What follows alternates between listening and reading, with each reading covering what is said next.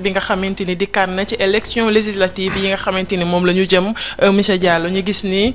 bon comme ni ñu ko titré paradoxe ou pas yow ban jàngat nga ci am. waaw parrainage bi xam nga c'est une disposition électorale dafa nekk léegi ci code électoral bi expérimenté nañ ko njëkkoon nañ ko def ci élection présidentielle bi weesu 2019 mu amoon ay coow acteurs politiques yi yenn de l'opposition xaw ko fustiger. Donc amoon ñoo xam ne jàppoon nañ ni que doxul ni mu war a doxee ba ñu porter sa question bi ci CEDEAO élection locale yi ñëw ñu am accord pour ñu bañ ko bañ ko def donc ci élection locale yi léegi ñëwaat nañ ci élection législative yi nee nañ day am ñaari jàngat lañ ci am bu ci njëkk mooy que parrainage yi mun nañ jàpp lu baax la su fekkee day permettre ñu rationaliser budget élection yi xam nga élection ça coûte très cher dëgg la nag dañuy wax aussi que démocratie amul coût li mu mën a jar rek dañ ko ci war a def loolu tamit nangu nañ ko mais boo fàttalikoo élection législative 2017 yi passé on avait une 47 listes donc c'était un problème nan lay électeur bi mu ne ñëwee jàll tànn 47 listes pour dem on avait vu que matériellement loolu mënul woon nekk ba ñu am consensus ne léegi électeurs yi mën na tànn bi juróomi liste soog a dem voter mais loolu sax boo xoolee consensus la woon au niveau des acteurs politiques mais loolu booy xool dañoo xaw a damm loxo maanaam loi yi tënk élection mais nangoon nañ ko peut-être état loolu la bañ ñu amaat moo tax mu bëgg a filtrer rationaliser participation bi loolu mën nañ ci ànd bu dee loolu la parce que budget bi aussi day wàññeeku sinon ça va coûter très très cher te xam nañ ñu suñu économie yi surtout problème Covid baa ngi fii tension guerre bi am Europe ngi fii donc yooyu da ko impacté donc sur ce plan bu dee foofu lañ ko jàngee mën nañ d'accord ci principe parrainage par contre su fekkee parrainage bi dañ koy utiliser pour néewal doole opposition pour mën a filtrer à son avantage yenn candidats yi loolu comme ni ko ku jege di waxee loolu day indi problème day fausser le jeu démocratique day indi aussi tension ci élection yi te loolu la ñu war a moytu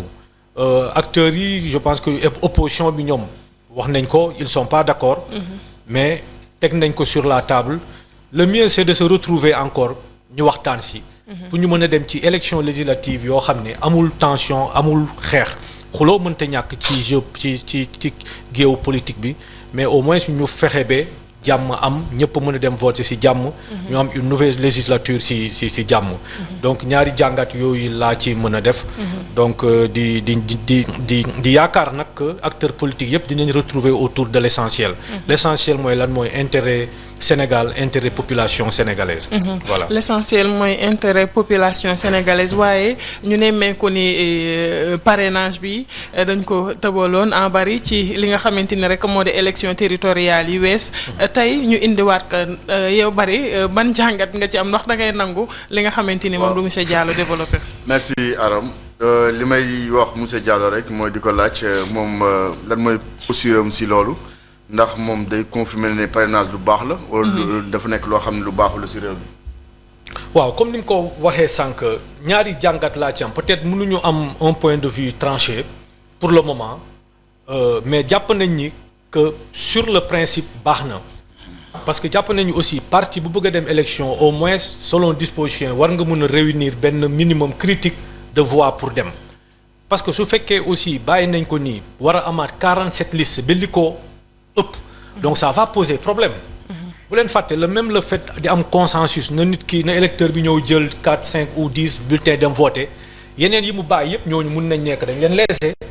donc jeu politique bi loolu kon jàpp naa ni bu fekkee loolu la day permettre ñu dem ci élection pour mën a fexe ba élection yi du coûter excessivement cher mën a fexe aussi du ñu am une multitude de listes loolu baax dina permettre acteurs yi retrouver autour de coalition comme ni ñu ko amee woon ci locales yi mais jàngat bi wane na que peut-être une multitude de listes même dafay xaw a jannaxeloo population bi parce que population bi nar a voté ñoo am ay fukki liste bi lu ko ëpp di dem ñeent fukk loolu dafay indi jafe-jafe donc bu fekkee foofu lañ ko xoolee ñun jàpp nañ ni parrainage bi lu baax la nañ ko mettre en place mais nañ ko encadrer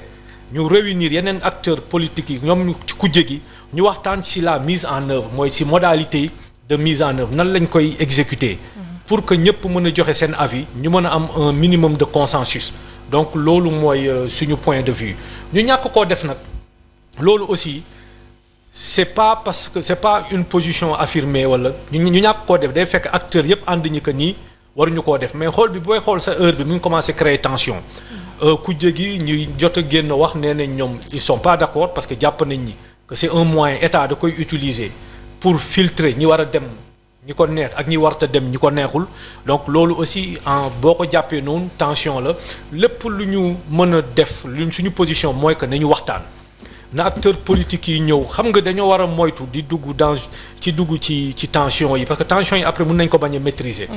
donc nañu fexe rek ba waxtaan ba am un minimum de consensus mooy déggoo ci nga xam ni ci njëriñu réew mi ci njëriñu askan wi ñu mën a dem élection incha allah. ñu mën a dem élection. merci man bon sama xalaat. je pense que ci parrainage bi. li may wax rek mooy que lan moo fi jot nan laa ko mën a waxee sax mooy lan moo fi ñor bañ koy yàq wala parce que soo xoolee dañ ci war a jëlee jàngat parce que bi ñu demee. def ko en 2019. gis nañ ni que muy kujje gi ak nguur gi ci seen waxtaan maanaam dafa desoon na bu baax ba nga xam ni maanaam kujje gi ñoom d'accord woon ñu dem parrainage. mais comme que defoon nañ ba nga xam ni loi bi jàlloon na assemblée nationale ba ñuy voté ko vote boo xam ni gis ngeen ko keroog nguur gi. li ñuy génnee ci armée bi. encadré assemblée nationale. def vote sans débat. maanaam dafa nekkoon loo xam ni day ëlëm askan wi day opposition bi aussi du leen may ñoom aussi ñu xam ni que carrément que ndax jeu bi ñuy jëm dafa am transparence wala amul transparence parce que loolu li nga siy jàngat mooy su fekkoon loi boo xam ni dafa arrangé askan wi yëpp tey dañ doon gis ni que carrément que mënoon na jàll assemblée nationale ñu def ko débat ñu waxtaan si ba trouver si benn consensus. mën ko valider bu ko defee jiixi jaaxa du si am. mais tamit soo xoolee suñu nee démocratie aussi du lu waay neex rek def parce que réew su fekkee ñi ñu ko dénk dañoo am obligation ak ñi nga xam dañuy kujjee dañoo am obligation encadré maanaam suñuy yenn bànqaas yi rawatina gis nañ ni jamono ji Sénégal mi ngi meññ ci ay yi nga xam ni ay kii yu bees yoo xam ne am nañ fi ñu koy tudd ay matières premières lu mel ni pétrole ak gaz. aussi ci cadre boobu aussi mën nañu sécuriser suñu réew parce que gis nañ ni am na yoo xam ne am na ci ay yeneen réew. loolu aussi day jot tamit kujje gi ak ñi féetoo nguur gi. ñu mën di waxtaan di diisoo. parrainage gis nañ ko ci bitim réew ak feneen. mais parrainage bi am bitim réew lu mel ni France ak bi am Sénégal bokkul. parce que France soo xoolee élus yi ñoom ñooy parrainé mais tey su fekkee suñu réew yu mel nii soo bëggee jël élus yi ñu parrainé maanaam day indi ay jiixi jaaxa. parce que di nga xool benn local boo xam ni ku jóge ñoo fay ëpp doole. c'est vrai. nga gis koo xam ni tey dafa bëgg a ñëw nekk côté pouvoir wala mu nekk partie civile mu bëggoon a nekk candidat mu am ay gàllankoor yi nga xam ne day am problème parrainage parce que boobaa du refléter même par rapport ak suñu constitution ak suñu démocratie parce que comme que suñu constitution ak suñu démocratie moo ñuy permettre ñun suñu bopp suñu wàllu réew ñuy mën di exercer librement su fekkee dañoo am bëgg a taataan baatu askan wi loolu aussi. war dañ ko jël ay paramètres bu baax. ci wàllum parrainage bi. beneen bi mooy gis nañ fi li fi xewoon 2017 ñu koy ñaawlu bu baax a baax. parce que lu toll ni 47 listes su fekkee am na dans un pays bi nga xam ni pays bu néew doole la. Sénégal dëkk bu ndaw la par rapport ak yeneen dëkk yi soo xoolee élection dafa cher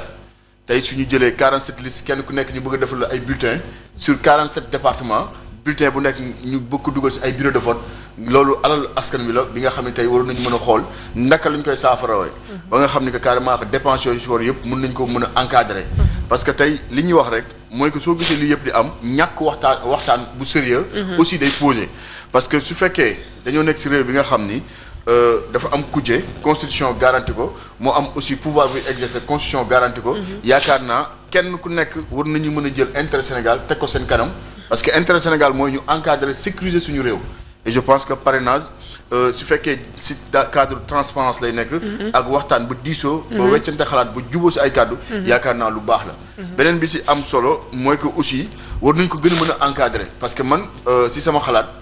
mooy en 2019 bi ñu jógee ci élection présidentielle yi waroon nañu mën a am expérience xool manquement yi fan la nekkee bu ko defee ñu commencé waat beneen procédure waxtaan ñu invité waat ku jógi invité waat société civile bu ko defee comme assise yi ni mu daan def assise nationale amoon na fi en 2012 bu ko defee ku jógi yëpp dañoo dajale woon di waxtaan xool yan point ak nan la ñu mën a taxawalee Sénégal yaakaar naa ñoom suñu jëloon ci pàcc boobu noonu def ko noonu xool maanaam manquement yi fan la nekkee ku jógi yan proposition la ñuy indi yan solution la ñuy indi état bu ko defee mu tenir ko en considération bu ko defee ñu gën a yaatal mbir mi xool fan la manquement yi nekkee ñu gën ko encadrer parce que am na ay manquement yu bëri yoo xam ni gis nañ ko ci parrainage bi rawatina muy loo xam ne aspect technique la parce que soo xoolee conseil constitutionnel bi nga xam ne ñoom ñoo am prérogative di vérifier signature yi ñoom seen bopp bi élection yi 2019 jàllee génne woon nañu communiqué woon ni que carrément que même le format papier dañoo amoon ay jafe-jafe pour mën ko càmbar ñu ne moom aussi signature aussi pour ñu càmbar ko aussi ay jafe-jafe la ci ñoon parce que soo xoolee Sénégal dañoo nekk ci dëkk boo xam ne ñi jàng daanaka dafa néew par exemple tey soo xoolee suñu jëlee comme terme de référence signature bi nga jël am na ñoo xam ne seen carte d'identité maanaam signature du fa am na ñoo xam ne ne peut pas signer lay am na ñoo xam ne day am ay signature léegi loolu pour nit ki mën ko xool maanaam pour mu am ay doublon day gaaw yomb et aussi mën nañu dem ci ay waxtaan yoo xam ni comme ni ko CEDEAO sàkkoo mooy réforme bi nga xam ni day permettre benn nit mën na parrainer ñaar nit ñetti nit loolu day gën a tax géew bi day gën a waxtaan bi day gën a liis bu ko defee yenn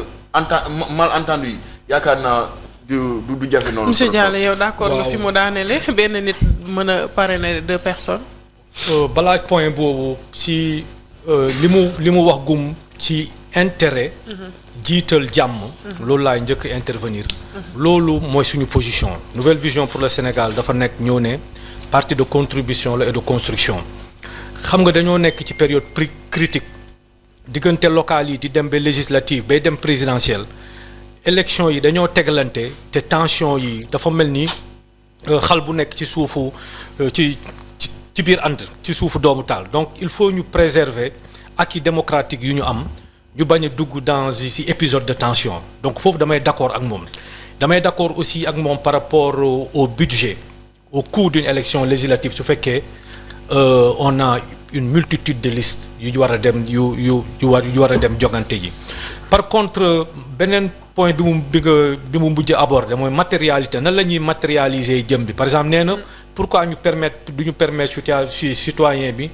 mu parrainer plus d'un candidat je pense que foofu est-ce que kon objectif parrainage voilà je pense pas ñu atteindre comme objectif parrainage bi kon un parti bi ñu jàpp ni peut-être amul dayoo pour dem élection kon mën na dem ci ñu ko puisque léegi amul benn contrainte pour le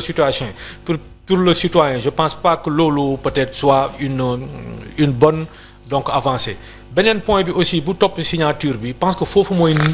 la problème bi gën a nekk mooy ci appréciation logiciel yu ñuy utiliser au niveau donc fi ñuy déposer parrainage bi pour vérifier est-ce que signature yu baax ñëpp xam nañ ni taux d'analphabétisation bi dafa élevé fii au Sénégal am na ñoo xam ne dañ la naan ne sait pas signer ñenn ñi bu ñu mënul signer dañuy def benn tomb ñenn def benn trait donc nan la ñuy apprécier donc signature nit ki voilà je pense que donc foofu mooy deuxième étape bi première étape bi mooy d'accord bu fekkee nangu nañ pouvoir bi kujje gi ak société civile bi nañu toog ñu waxtaane problème mu parrainage nañu toog c'est pas trop tard nañu toog ñu waxtaane ko léegi bu ñu ko nangoo rek. mais est-ce que solution yi danañu gisoo woon tey maanaam ci kaw loolu. ñu toog waxtaanee ko parce que tey soo xoolee. lan moo fi urgence bi war ba à 4 mois. ñu bëgg indiwaat parrainage alors que.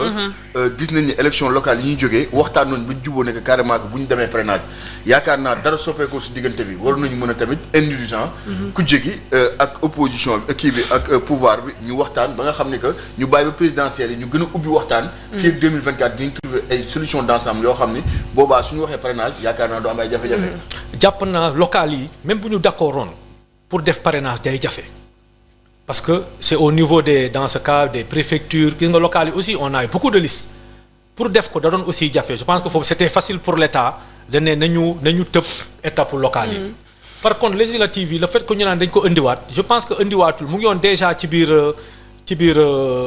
disposition électorale yi dugaloon nañ ko foofu ba pare voté nañ ko plutôt à l'Assemblée donc consacré nañ ko ba pare ni dafa war a am. léegi waxtaan bi mooy nan lañ koy amee CEDEAO joxoon nañ na avis nañu xool dans quelle mesure nan la ñu mënee toog waxtaan. donc ñetti ñi ŋànk mbir mi mooy société civile le pouvoir et l'opposition nan la ñu mën a toogee waxtaan pour dem vers des élections apaisées je pense que loolu mooy objectif bi nan la ñu mën a demee aux élections législatives mën a élire ay députés yu bees yoo xam ne dañuy mën a contribuer ci tabax dëkk bi ci apaiser tension yi pour mën a gën a soulager population yi bu leen fàtte comme ni ñu koy waxee sànq y a eu la Covid qui est passée pareegul sax y a cette tension cette guerre en Europe qui risque d'impacter sur nos économies donc je pense que nar a indiwaat fii ay tension loolu du arranger sénégalais c'est pas ba tey ay ci du arranger sénégalais yi mais ndax parrainage bi jàppoo ni tamit moyen la pour freiner yenn parti yi quoi qu'on puisse dire parce que benn NVS bi nga xamante ni mi ngi juddu il y a même pas 2 ans wala 3 ans nga bëgg ko am loo parrainage 35 000 voix wala 7 région bu nekk nga am ci 1000 voix ndax du nekk gàllankoor ci yéen. waaw loolu laa waxoon non ñun je pense pas que mu nekk gàllankoor ñun am nañ ambition réunir le